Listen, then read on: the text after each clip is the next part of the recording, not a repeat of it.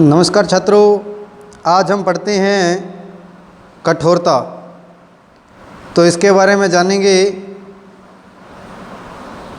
कि जब आप विभिन्न पदार्थों को अपने हाथों से दबाते हैं तो उनमें से कुछ को दबाना अर्थात संपीड़ित करना कठिन होता है, जबकि कुछ अन्य आसानी से संपीड़ित हो जाते हैं।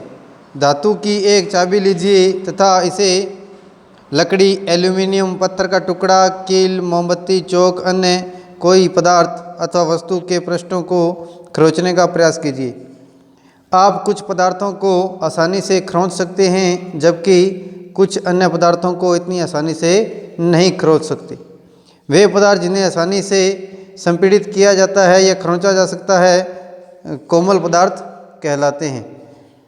तो बच्चों, अंडरलाइन करना है कि वे पदार्थ जिन्हें आसानी से संपीड़ित किया जा सकता है या खरोंचा जा सकता है, वे कोमल पदार्थ कहलाते हैं, जबकि अन्य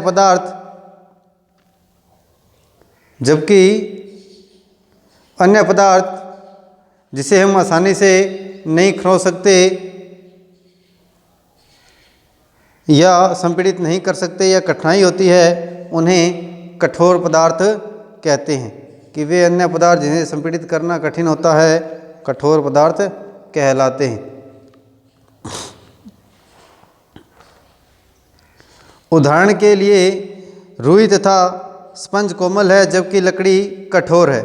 दिखावट में पदार्थों में विभिन्न गुण हो सकते हैं, जैसे द्युति होता है चमक, कि जो द्युति है वो क्या होता है, चमक।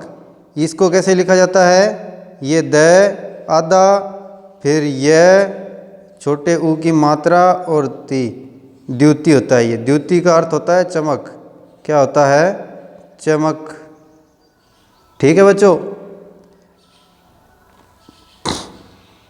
कठोरता रुक्ष होता है, खुरदरा अथवा चिकना होना। क्या आप अन्य गुणों के बारे में सोच सकते हैं जो किसी पदार्थ की दिखावट का वर्णन करते हैं? विलेय तथा अविलेय। विलेय और अविलेय क्या होते हैं? क्रियाकलाप नंबर 4, कुछ ठोस पदार्थ जैसे चीनी, नमक, चौक, पाउडर, बालूरेत, लकड़ी के बुरादे के नमूने एकत्रित कीजिए। कांच के 5 गिलास लीजिए, प्रत्येक गिलास में लगभग 2/5 भाग में जल भरिए। 2/5 भाग क्या होता है, 2/3 भाग क्या होता है, 2/3 भाग होता है कि 75%, पौना गिलास। पहले गिलास में कुछ मात्रा में चम्मच भरकर चीनी, दूसरे में नमक, इसी प्रकार से शेष गिलासों में अन्य पदार्थ मिलाइए। प्रत्येक गिलास की अंतर्वस्तु को चम्मच से विलोडित कीजिए, अर्थात धीरे धीरे हिलाइए। कुछ मिनट तक प्रतीक्षा कीजिए, परीक्षण कीजिए और पता लगाइए कि जल में मिलाए गए पदार्थों का क्या होता है। चित्र 4.4 अपने प्रेक्षणों को सारणी 4.3 में दर्शाइए कि जिस प्रकार से इसको मिलाया गया है। जल में विलुप्त होता है अथवा नहीं होता है। नमक जो है वो जल में पूर्णतः विलुप्त हो जाता है। चीनी पूर्णतः विलुप्त हो जाती है। बालूरेत विलुप्त नहीं होती है। चौक का पाउडर विलुप्त नहीं होता है। लकड़ी का बुरादा विलुप्त नहीं होता है।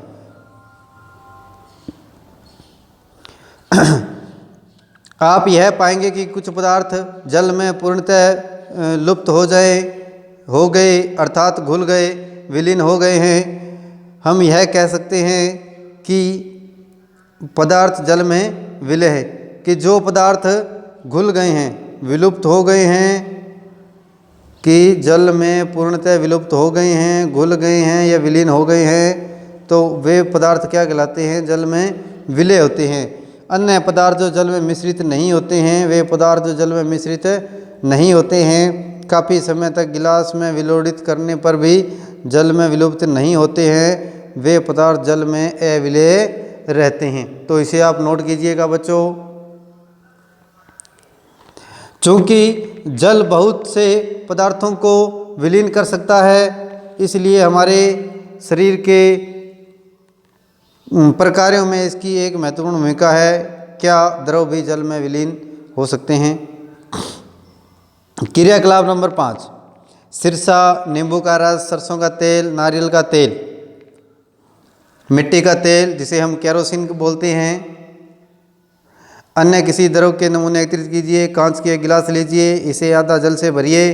अब इसमें चम्मच भरकर कोई द्रव मिलाइए, भली भांति विलोड़ित अर्थात उसको मिलाइए। इसे 5 मिनट के लिए छोड़ दीजिए। परीक्षण कीजिए कि क्या यह द्रव जल के साथ मिश्रित होता है। जिस तरह से ये ए और बी आपके चित्र दिखाया गया कि कुछ द्रव जल में भली भांति मिश्रित हो जाते हैं जैसे चित्र ए में दिखाया गया है, जबकि कुछ नहीं होते जैसे बी में दिखाया गया। जितने अधिक अन्य द्रव आपको उपलब्ध हो सके उन सभी के साथ इस प्रयोग को दोहराइए। इस परीक्षण का सारणी 4.4 में लिखिए। हम ये देखते हैं कि कुछ द्रव जल में पूर्णतः मिश्रित हो जाते हैं तथा कुछ अन्य द्रव जल में मिश्रित नहीं होते हैं। कुछ समय तक ऐसे ही छोड़ देने पर वे पृथक परत बना लेते हैं। जिस प्रकार से सिरसा जो है वो भली भांति मिश्रित हो जाता है। सिरका क्या होता है? सिरका भली भांति से मिश्रित हो जाता है। नींबू का रस भी भली भांति से मिश्रित हो जाता है। सरसों का तेल मिश्रित नहीं होता है। नारियल का तेल नहीं होता है। केरोसिन भी मिश्रित नहीं होता है। बुझो यह सुझाव देता है कि हमें यह भी जांच करनी चाहिए कि हमें क्रियाकलाप 5 में जिन द्रवों का उपयोग किया था क्या जल के अतिरिक्त अन्य किसी अन्य द्रव में भली भांति मिश्रित हो जाते हैं। पहली यह जानने के लिए उत्सुक है कि क्या गैस भी जल में विलीन हो जाती है। कुछ गैस जल में विलय है जबकि नहीं कुछ नहीं। सामान्यतः जल में कुछ गैसें थोड़ी मात्रा में विलीन होती है। उदाहरण के लिए जल में विलय ऑक्सीजन गैस जल में रहने वाले जंतुओं व पादपों की उत्तरजीविका के लिए महत्वपूर्ण है। वस्तु जल में तैरती है अथवा डूब सकती है कि वस्तुएं जो है वो जल में तैर सकती है अथवा डूब सकती है। इसके बारे में जानने का प्रयास करते हैं। क्रियाकलाप नंबर 4 करते समय आपने यह ध्यान दिया होगा कि जल में अविलय ठोस जल से पृथक हो जाते हैं। क्रियाकलाप 5 में भी आपने कुछ द्रवों के साथ ऐसा ही देखा होगा। इनमें से कुछ पदार्थ जो जल से मिश्रित नहीं हो पाते हैं वे जल के पृष्ठ पर आकर तैरने लगते हैं। अन्य डूबकर गिलास की तली में पहुंच जाते हैं। क्या यह सही नहीं है? हम ऐसे बहुत से उदाहरण देख सकते हैं जिसमें पदार्थ जल पर तैरते रहते हैं तथा डूब जाते हैं। जब तालाब की सतह पर गिरी सूखी पत्तियां, जब कंकड़ जो आप इसी तालाब में फेंकते हैं, शहद की कुछ बूंदें जिन्हें आप गिलास के जल में डालते हैं, इन सब का क्या होता है? बुझो यह जानना चाहता है कि आप इसे जल में तैरने वाले तो जल में डूबने वाले पदार्थों के 5 उदाहरण लिखें। अन्य द्रवों जैसे तेल में यही पदार्थ तैर सकते हैं या डूब जाते हैं। इसे देखने के लिए आप किस प्रकार का परीक्षण करेंगे? हमारा अगला पॉइंट है पारदर्शिता।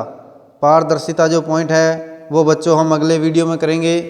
तो आज के लिए इतना ही। धन्यवाद। शुभ दिन।